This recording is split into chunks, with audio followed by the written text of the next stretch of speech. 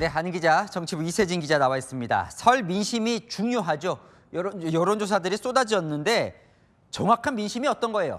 네, 최근 나온 여론조사는 ARS 조사가 아니라요. 전화면접 조사라 응답률이 20% 안팎까지 올라갑니다.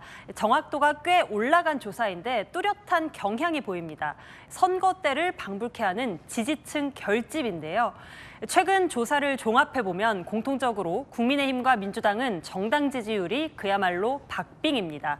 계엄, 탄핵, 그리고 대통령 구속을 거치면서 양측 지지층이 선거 때처럼 결집하고 있습니다. 자, 이 정도면 여당은 일단 성공입니까? 네, 그래도 조기 대선 때 한번 승부를 걸어볼 만한 체력을 갖췄다라는 안도감은 보이고 있습니다. 무기력했던 박근혜 전 대통령 탄핵 때 여론 지형과는 완전히 다르다고요.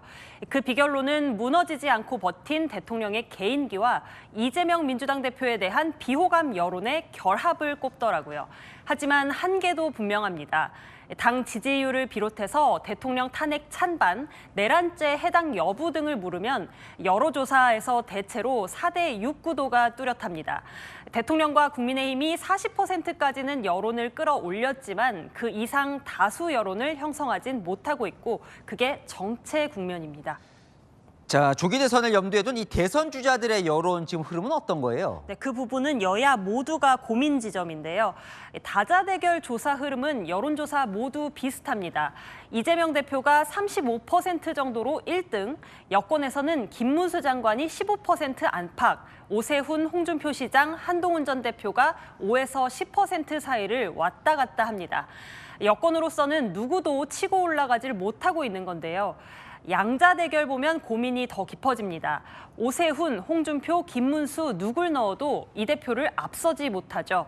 다른 조사를 보면 이 대표도 떨어지지만 여권 장명 모두 20% 후반까지 추세가 비슷합니다.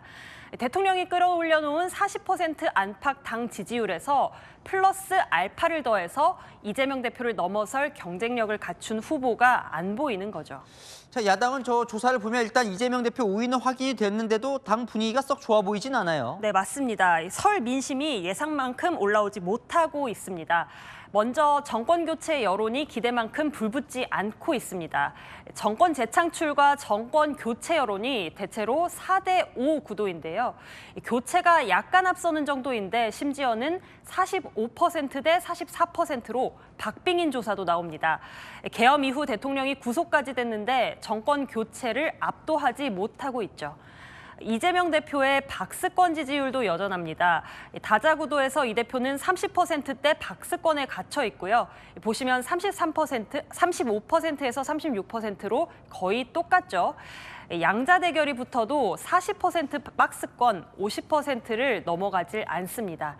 다른 조사에서도 우위는 보이지만 30%대 후반 지지율에서 왔다 갔다 하고요. 설 민심 이제 흐름은 나온 것 같아요. 지금 이 기자 말대로라면. 그래서 양당은 어떻게 한대요? 네, 오늘 보면 양쪽 모두 상대 네거티브에 나섰습니다.